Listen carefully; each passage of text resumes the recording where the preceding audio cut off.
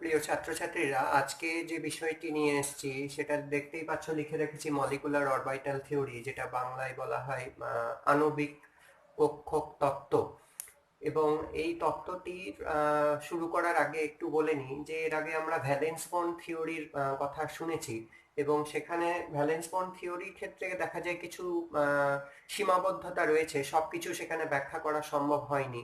যেমন আমরা বলতে পারি যে অক্সিজেনের যে প্যারাম্যাগনেটিক ক্যারেক্টারিস্টিক, সেটা কিন্তু ভ্যালেন্স বন্ড থিওরি ব্যাখ্যা করতে পারেনি। বা আমরা দেখেছি যে যে বিভিন্ন মেটালের মধ্যে যে কোন ধরনের বন্ধন, অর্থাৎ যে মেটালিক বন্ডের যে ধারণা আছে, সেটিও কিন্তু ভ্যালেন্স বন্ড থিওরি দিয়ে ব্যাখ্যা করা যায় না। বা অসমযোজী বন্ধনের যে ধারণা, সেটাও কিন্তু ভ্যালেন্স বন্ড থিওরি ব্যাখ্যা করতে পারে না। এইরকম যখন সমস্যাগুলো ভ্যালেন্স বন্ড থিওরিতে আসতে লাগলো, তখন 1932 সালে বিজ্ঞানী দ্বয় হচ্ছেন হুন্ড এবং মুলিকান, এরা প্রথম বললেন যে এই কনসেপ্টটা নিয়ে এলেন, এবং সেখানে কিন্তু অ্যাটমিক অরবাইটাল তাদের কম্বিনেশনের ফলে এই যে মলিকুলার অরবাইটাল তৈরি এই হবে, এই ধারণাটা তিনি তারা আমদানি করলেন। এবং সেখানে কিন্তু যে ড্রব্যাকস গুলো এর আগের তত্ত্বের ক্ষেত্রে ছিল, অর্থাৎ ভ্যালেন্স বন্ড থিওরির ক্ষেত্রে, সেটার কিন্তু অনেকাংশেই সেই সমাধান কিন্তু করে ফেলা সম্ভব হয়েছে। আমরা একটু দেখে নিই যে কি বলে যে এই মলিকুলার অরবিটাল থিওরি, অর্থাৎ এই যে আণবিক কক্ষকের কথা আমরা বলছি, তার আগে একটু আগে দেখে নেওয়া যাক যে আণবিক কক্ষকের আগে আমাদের কিন্তু পারমাণবিক কক্ষকের সম্বন্ধে একটা ধারণা কিন্তু আছে। আমরা কোনো একটা পরমাণু বা অ্যাটমের ক্ষেত্রে যেখানে আমরা দেখেছি যে তাদের কক্ষকগুলোকে এস, পি, ডি, এফ ইত্যাদি কক্ষকের আইডিয়া আমরা কিন্তু পেয়েছি। এবং সেখানে দেখা যায় যে কোনো একটা নিউক্লিয়াসকে কেন্দ্র করে ইলেকট্রন ডেনসিটি, অর্থাৎ ইলেকট্রন গাঢ়ত্বটা কেমন ভাবে থাকবে, সেটা কিন্তু এদের দ্বারাই বোঝা যায়। এবং কোনো একটা ইলেকট্রনকে বোঝানোর জন্য আমরা বলেছি যে ইলেকট্রনের কিন্তু ডুয়েল ক্যারেক্টার ছিল, অর্থাৎ সেখানে কিন্তু ওয়েভ পার্টিকেল ডুয়ালিটি ছিল। এবং সেখানে ইলেকট্রনকে আমরা তাদের পাথটাকে এরকম একটি তরঙ্গাকারে প্রকাশ করে থাকি। এবং সেই তরঙ্গের যে ধর্ম, এখানেও সেই বিস্তার আছে, তরঙ্গ শীর্ষ আছে, তরঙ্গ পাদ আছে, তরঙ্গ দৈর্ঘ্য আছে। এইটা নির্ভর করে কিসের উপর? এগুলোকে রিপ্রেজেন্ট করার জন্য আমরা ব্যবহার করি ওয়েভ ফাংশন। এই ওয়েভ ফাংশন যেটা সাই দিয়ে রিপ্রেজেন্ট করা হয়।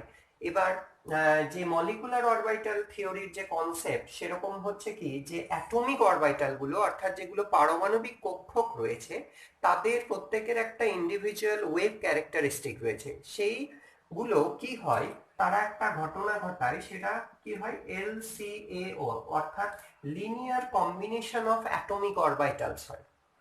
সহজ কথায় বলতে গেলে কি হবে, যে যদি দেখা যায় যে দুটো পরমাণু অংশগ্রহণ করছে একটা মলিকুল তৈরি করার ক্ষেত্রে, তখন সেই পরমাণুর মধ্যে উপস্থিত বিভিন্ন যে অ্যাটমিক অরবিটাল গুলো, সেই অ্যাটমিক অরবিটাল গুলো তাদের মধ্যে একটা লিনিয়ার কম্বিনেশন হয়। এখন লিনিয়ার কম্বিনেশন কি, আমি একটু পরে আসছি। সেই অ্যাটমিক অরবিটাল গুলো কম্বাইন করার ফলে তারা তৈরি করে মলিকুলার অরবিটাল।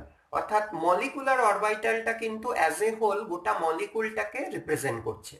কিরকম ভাবে আমরা বোঝার চেষ্টা করি না, এখানে লিনিয়ার কম্বিনেশন মানে আমরা ধরে নিই যে দুটো পার্টিসিপেটিং অ্যাটম, হয়তো এ বি একটা সিস্টেম, যেখানে এ একটি পরমাণু, বি একটি পরমাণু, এবং তাদের দুটি অরবিটাল অংশগ্রহণ করছে, তাদের দুটি অ্যাটমিক অরবিটাল অংশগ্রহণ করছে পারমাণবিক আণবিক কক্ষক, অর্থাৎ আণবিক কক্ষক অর্থাৎ মলিকুলার অরবিটাল তৈরি করার জন্য। সেক্ষেত্রে তাদের ওয়েভ ক্যারেক্টারিস্টিকটাকে আমি একটির জন্য সাই এ বলছি, এবং আরেকটি যে পরমাণু রয়েছে তার যে ইলেকট্রনটির ওয়েভ ক্যারেক্টারিস্টিক, সেটাকে সাই বি দিয়ে রিপ্রেজেন্ট করছি। এখানে লিনিয়ার কম্বিনেশন দুটো ভাবে হতে পারে। এটি হতে পারে হয় সাই এ প্লাস সাই বি, অথবা সাই এ মাইনাস সাই বি। এখন দেখা যায় যে যখন কম্বিনেশনটা এরকম প্লাস আকারে লেখা হচ্ছে, তখন কি হচ্ছে না, ওই রকম একটা ওয়েভ ক্যারেক্টার যেখানে সমদশা সম্পন্ন কণা, মানে ইলেকট্রনিক পাথটা তাদের ওভারল্যাপের ফলে একটা তৈরি করছে, যে আমরা এটাকে ফাই দিয়ে রিপ্রেজেন্ট করছি, এটাকে বলছি ফাই বন্ডিং অরবিটাল, অর্থাৎ অনুবন্ধী একটা ঘটনা অবস্থা, অনুবন্ধী অরবিটাল। তার মানে অ্যাটমিক অরবিটাল তাদের ওয়েভ ক্যারেক্টারিস্টিক, তাদের লিনিয়ার কম্বিনেশনের ফলে দেখা যাচ্ছে যখন প্লাস কম্বিনেশন ধরা হচ্ছে তখন সেখানে একটা বন্ডিং ক্যারেক্টারিস্টিক ওয়ালা মলিকুলার অরবিটাল তৈরি করা যাবে, এবং যখন তাদের মধ্যে ইন্টারাকশনটা নেগেটিভ, অর্থাৎ এরা বিপরীত দশায় মিলিত হচ্ছে, দুটো বিপরীত দশায় মিলিত হচ্ছে, বাংলায় এটা হচ্ছে অননুবন্ধী দশা, তখন সেখানে তৈরি হয় একটি অ্যান্টি বন্ডিং মলিকুলার অরবিটাল। এখন এই বন্ডিং এবং অ্যান্টি বন্ডিং মলিকুলার অরবিটাল এটা আমরা ওয়েভ ফাংশন ধরে এইভাবে করছি। এখানে এই যে অংশগ্রহণকারী ওয়েভ ফাংশন গুলো আছে এদের কিছু ক্যারেক্টারিস্টিক থাকা দরকার, এদেরকে কিন্তু খুব কাছাকাছি এনার্জির হওয়া দরকার, তবেই কিন্তু এই কম্বিনেশন হতে পারে, অর্থাৎ এনার্জেটিক্যালি যেন তারা খুব ক্লোজ হয়, তাদের যেন সিমেট্রি ম্যাচ করতে পারে, সেই অনুযায়ী কিন্তু এই কম্বিনেশন গুলো আসতে পারে।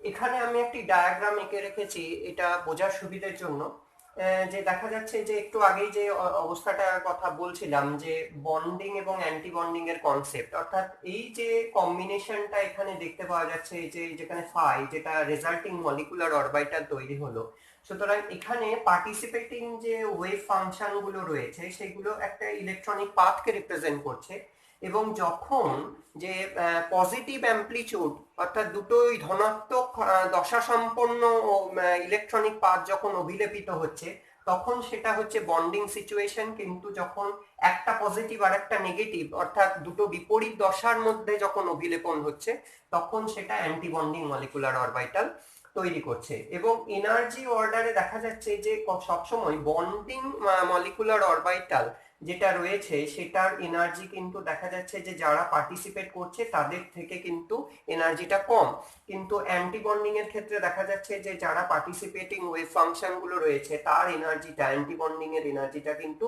তাদের অপেক্ষা বেশি রয়েছে। এবার কেন এটা হয় সেটা এবার একটু দেখে নেওয়া যেতে পারে। প্রথমে আমরা দেখে নিই যে এখানে যে কম্বিনেশনটা হচ্ছে সেখানে দেখা যাচ্ছে যে সাই এ প্লাস সাই বি এই কম্বিনেশনটা বন্ডিং কন্ট্রিবিউশনের ক্ষেত্রে প্রযোজ্য, আর এখানে যেটি হয়েছে সেখানে কিন্তু কম্বিনেশনটা এরকম লিনিয়ার কম্বিনেশনটা ঋণাত্মক কম্বিনেশন। এখন দেখা যাক যে এটাইকে লিনিয়ার কম্বিনেশনটাকে আমরা একটা অরবিটালের কনসেপ্ট নিয়ে বোঝার চেষ্টা করব।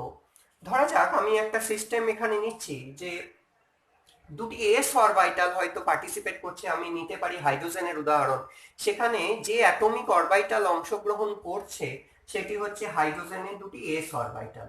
এবার এস অরবিটাল যখন পারমাণবিক অ্যাটমিক অরবিটাল বা পারমাণবিক কক্ষক হিসেবে থাকে তখন দেখা যাচ্ছে যে ইলেকট্রন ডেনসিটিটা এরকম নিউক্লিয়াসকে কেন্দ্র করে এইভাবে থাকছে।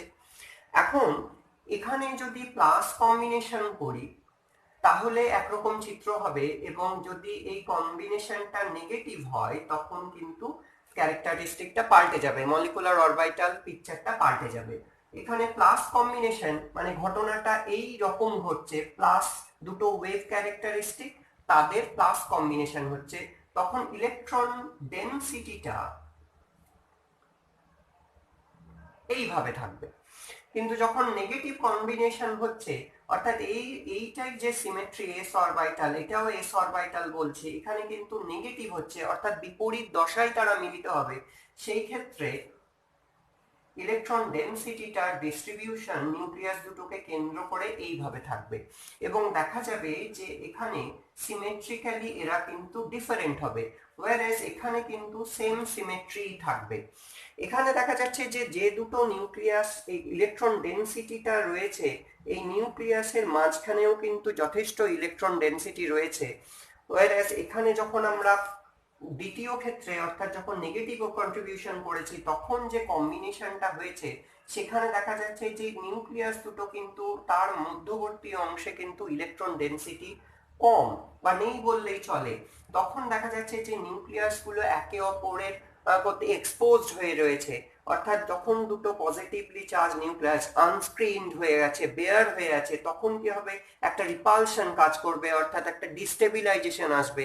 সেই জন্য যখন নেগেটিভ কন্ট্রিবিউশন হচ্ছে তখন এনার্জিটা বেড়ে যাচ্ছে, রেজাল্টিং মলিকুলার অরবিটালের এনার্জিটা বেড়ে যাবে। কিন্তু যখন এই ঘটনাটা ঘটছে, অর্থাৎ অনুবন্ধী অর্থাৎ বন্ডিং কন্ট্রিবিউশন, বন্ডিং ক্যারেক্টারিস্টিক থাকছে, তখন কিন্তু নিউক্লিয়াস দুটো কিন্তু একে অপরের প্রতি এক্সপোজ থাকছে না, তাদের মধ্যবর্তী কিন্তু ইলেকট্রন ডেনসিটি থাকছে, অর্থাৎ রিপালশনটাকে মিনিমাইজ করা যাচ্ছে, সেই জন্য তারা স্টেবিলিটি পাচ্ছে, সেই জন্য তারা দেখা যাচ্ছে যে তাদের এনার্জি এই পরিমাণ, তাদের স্টেবিলাইজেশন চলে আসছে। সুতরাং এটা হচ্ছে বন্ডিং কন্ট্রিবিউশন, আর এটা উপরে যেটা রয়েছে সেটা হচ্ছে অ্যান্টি বন্ডিং। এখানে একটা বিষয় লক্ষণীয় যে অ্যাটমিক অরবিটালের ক্ষেত্রে দেখা যাচ্ছে যে একটা নিউক্লিয়াসকে কেন্দ্র করে ইলেকট্রন ডেনসিটিটা রয়েছে, কিন্তু মলিকুলার অরবিটাল থিওরি যখন আমরা পড়বো সেখানে দেখা যাচ্ছে যে একাধিক নিউক্লিয়াস সেখানে রয়েছে এবং তাকে ঘিরে ইলেকট্রনটা কিভাবে রয়েছে সেইটা কিন্তু বিচার্য বিষয়।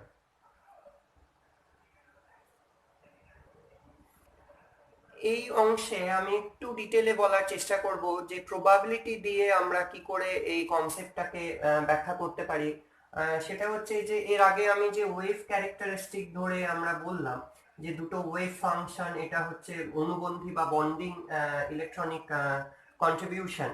এখানে প্রবাবিলিটি ধরে আমরা কিন্তু ওই গ্রাফিক্যাল রিপ্রেজেন্টেশন করে আমরা একটা বোঝার চেষ্টা করতে পারি যে অনুবন্ধী যে দশাটা রয়েছে, অর্থাৎ সমদশা সম্পন্ন ইলেকট্রনিক পাথ, অর্থাৎ সেম অ্যাম্পলিটিউডে যারা রয়েছে, দুটোই যদি পজিটিভ অ্যাম্পলিটিউডে থাকে তখন সমদশা সম্পন্ন কম্বিনেশনের ফলে কেন তাদের ইলেকট্রন ডেনসিটিটা নিউক্লিয়াসকে স্ক্রিন করে রয়েছে, অথচ যখন অননুবন্ধী হচ্ছে অর্থাৎ অ্যান্টি বন্ডিং এর ক্ষেত্রে যখন দেখছি তখন দেখছি কম্বিনেশনটা বিপরীত দশায় কিন্তু তারা মিলিত হচ্ছে, এবং কেন ইলেকট্রন গুলো নিউক্লিয়াস গুলো একে অপরের প্রতি এক্সপোজড হচ্ছে সেটা কিন্তু প্রবাবিলিটি দিয়ে ব্যাখ্যা করা যেতে পারে। আমরা একটু ছবিটা বোঝার চেষ্টা করি। আমরা একটি ইলেকট্রনিক পার্ট আমরা দেখাচ্ছি, এখানে নিউক্লিয়াস একটি ইলেকট্রনিক ডেনসিটি আমরা দেখছি, এবং সেখানে ইলেকট্রন ডেনসিটিটাকে আমরা দুটো সিস্টেম নিয়েছি, একটা সাই এ সাই বি, দুটি ওয়েভ ফাংশন এইভাবে রিপ্রেজেন্ট করা হচ্ছে, এবং যদি তারা সমদশায় মিলিত হয় তাহলে কম্বিনেশনটা এখানে প্লাস কম্বিনেশন হয়। কিন্তু যদি ইলেকট্রন ডেনসিটিটা দ্বারা যদি এইভাবে থাকে, অর্থাৎ ব্যাপারটা হচ্ছে এটি যদি বিপরীত দশায় দেখা যাচ্ছে, এই অংশটি আমরা দেখতে পাচ্ছি বিপরীত দশায় রয়েছে সাই এবং সাই বি, তাহলে পরিষ্কার বোঝা যাচ্ছে যে এখানে কিন্তু নেগেটিভ কন্ট্রিবিউশন রয়েছে, অর্থাৎ কম্বিনেশনটা নেগেটিভ হয়েছে। এখন প্রবাবিলিটি করতে গেলে আমরা নর্মালি কি করে থাকি, ওয়েভ ক্যারেক্টারিস্টিক গুলোর কি হয়, জাস্ট স্কোয়ার করে দিয়ে থাকি। তাহলে এখানে যখন ফাই বন্ডিং করেছিলাম সেখানে ফাই বন্ডিংটা ছিল এরকম প্লাস কম্বিনেশন, এখানে ফাই এটা ছিল অ্যান্টি বন্ডিং অর্থাৎ অননুবন্ধী, তখন কন্ট্রিবিউশনটা এরকম ছিল।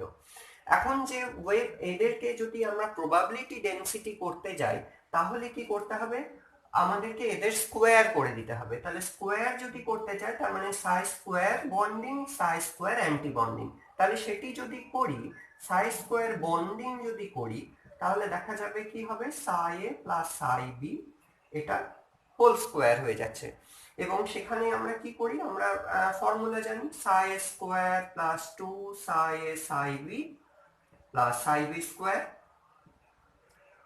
এখানে যখন আমি অ্যান্টি বন্ডিং এর ক্ষেত্রে করব সেখানে কি হবে, এটা হচ্ছে সাই এ মাইনাস সাই বি, অর্থাৎ সাই এ মাইনাস সাই বি, তার প্রবাবিলিটি ডেনসিটি বের করার জন্য স্কোয়ার করে দিলাম আমরা ওয়েভ ফাংশনটা, তাহলে তখন কি হয়ে যাবে, সাই স্কোয়ার মাইনাস 2 সাই এ সাই বি প্লাস সাই বি স্কোয়ার। এটি ফর্মুলা আমরা আমাদের তাই এ প্লাস বি হোল স্কোয়ারের যে ফর্মুলা, এ মাইনাস বি হোল স্কোয়ারের যে ফর্মুলা, সেই ফর্মুলার অনুযায়ী এটি করা হচ্ছে।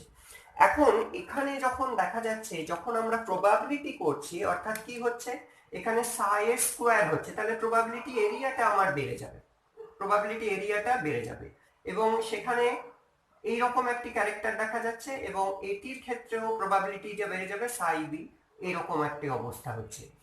অর্থাৎ দেখা যাচ্ছে যে এইটা হচ্ছে নতুন প্রবাবিলিটি এরিয়া।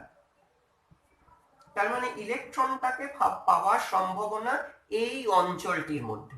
এখানে কি হবে, যখন দেখা যাচ্ছে যে এটি সাই এ স্কোয়ার করা হচ্ছে তখন আগের মতোই এটা পজিটিভ হলো। এখানে কি হলো, এটি বিপরীত দিকে তো প্রবাবিলিটি হয় না, নেগেটিভ প্রবাবিলিটি হয় না। আমি যদি এখন বলি যেমন 2 square is equal to 4 minus 2 square it is also is equal to 4, minus 2 square এটিও 4 হবে। সুতরাং এখানে প্রবাবিলিটিটা পজিটিভ হবে, নেগেটিভ কোয়ান্টিটি হলেও তার যখন স্কোয়ার করা হবে তখন সেটা পজিটিভই হবে। কিন্তু এখানে অনলি ডিফারেন্স ইজ দ্যাট এখানে দেখা যাচ্ছে যে যখন আমরা প্রবাবিলিটির এই যে ফর্মুলাটি অ্যাপ্লাই করছি সাই স্কোয়ার, তারপরে একটি অংশ দেখা যাচ্ছে 2 সাই এ সাই বি, তার মানে ইন বিটুইন একটা জায়গা রয়েছে যেখানে কিন্তু যথেষ্ট ইলেকট্রন ডেনসিটি থাকছে আর তার সঙ্গে সাই বি স্কোয়ার। তার মানে এটা সাই এ স্কোয়ার 2 সাই এ সাই বি একটা রিজিয়ন, মানে ইলেকট্রন ডেনসিটি সেখানে যথেষ্টই আছে এবং এটা সাই বি স্কোয়ার। হোয়ারএজ এখানে কি হবে, এখানে সাই এ স্কোয়ার আমি ইলেকট্রন ডেনসিটিটা চিহ্নিত করেছি, সাই বি স্কোয়ার এইভাবে চিহ্নিত করলাম, তার কারণ নেগেটিভটাও যখন স্কোয়ার করা হবে তখন এটা পজিটিভ কোয়ান্টিটি, অর্থাৎ এই দিকেই আমি প্রবাবিলিটি ডেনসিটিটা পাবো। কিন্তু এই অংশটি যেখানে মাইনাস করে দেওয়া আছে অর্থাৎ নেগেটিভ প্রবাবিলিটি, এটি মিনিংলেস একটা ব্যাপার। সুতরাং এখানে কি হচ্ছে, এখানে কোনো ইলেকট্রন ডেনসিটি লিটারালি নেই বললেই চলে। তখন কি হচ্ছে, যে যে নিউক্লিয়াস দুটো রয়েছে এই নিউক্লিয়াস দুটো কিন্তু প্রপারলি স্ক্রিন হচ্ছে না, এদের দুজনের মধ্যে কিন্তু এরা একে অপরের প্রতি এক্সপোজড হচ্ছে, তখন দুটো পজিটিভলি চার্জ নিউক্লিয়াস রিপেল করছে একে অপরকে। রিপালশনের ফলে কি হচ্ছে, তখন কি হবে, এনার্জিটা বেড়ে যাবে, ডিস্টেবিলাইজেশন আসবে। সেই জন্য আমরা বলেছি যে অ্যান্টি বন্ডিং যখন হচ্ছে, যখন নেগেটিভ কম্বিনেশন হচ্ছে তখন তার এনার্জি বেড়ে যায়। ওয়ারাস বন্ডিং এর ক্ষেত্রে কিন্তু নিউক্লিয়াস দুটো একে অপরের প্রতি স্ক্রিনড হয়ে আছে ইলেকট্রন ডেনসিটি দ্বারা, এরা এক্সপোজড হচ্ছে না, রিপালশনটা কমে গেছে। সেই জন্য কিন্তু রিপালশন কমে গেলে স্টেবিলিটি পাবে, সেই জন্য অনুবন্ধী বা বন্ডিং কন্ট্রিবিউশনটা কে হবে, তাদের এনার্জিটা স্টেবিলিটি পাবে। তাহলে এখানে যদি আমরা সেই জন্য ছবিটা যেটি আগের ক্ষেত্রে করেছিলাম, তাহলে এবার যদি আমি খুব সিম্পলিফাই করি ব্যাপারটাকে, তাহলে দুটি অ্যাটমিক অরবিটাল তাদেরকে দেখানো হচ্ছে এভাবে। তারা যখন কম্বিনেশন করলো, কম্বিনেশনের ফলে দেখা গেল তৈরি হচ্ছে দুটি মলিকুলার অরবিটাল যাদের মধ্যে একটির এনার্জি কম আর একটির এনার্জি বেশি। কম কোনটি হবে, যেটা কন্ট্রিবিউশন প্লাস কম্বিনেশন যেটা হয়, যেটা অনুবন্ধী, অর্থাৎ এটিকে বলা হয় বন্ডিং। আর যেটি ওপরে যায় অর্থাৎ ডিস্টেবিলাইজড হয়, যার এনার্জি বেশি আছে, সেটি হচ্ছে অ্যান্টি বন্ডিং বা অননুবন্ধী অরবিটাল বা অ্যান্টি বন্ডিং মলিকুলার অরবিটাল। তাহলে আমি যদি ডিফারেন্সিয়েট করি, তার মানে কি হলো, খুব সহজ কথাই বলতে গেলে আমরা যদি সাম আপ করি কথাগুলোকে, তাহলে এগুলো ছিল এও অর্থাৎ অ্যাটমিক অরবিটাল, এটিও ছিল অ্যাটমিক অরবিটাল। অ্যাটমিক অরবিটালের কম্বিনেশনের ফলে তৈরি হয়েছে মলিকুলার অরবিটাল, এমও। এমও মানে মলিকুলার অরবিটাল। তাদের মধ্যে যেটির শক্তি কম সেটি হচ্ছে বন্ডিং মলিকুলার অরবিটাল, অর্থাৎ তলারটা হচ্ছে বন্ডিং, আর উপরে যেটা গেছে যার শক্তি বেশি সেটি হবে অ্যান্টি বন্ডিং মলিকুলার অরবিটাল। আমরা পরের অংশে দেখব যে কিভাবে বিভিন্ন রকমের অরবিটাল এস পি এগুলো কম্বিনেশন করে কিভাবে তাদের অরবিটাল পিকটোরিয়াল রিপ্রেজেন্টেশন করা যেতে পারে, এবং তারপরে আমরা অ্যাপ্লিকেশনে বিভিন্ন সিস্টেম নিয়ে আলোচনা করব।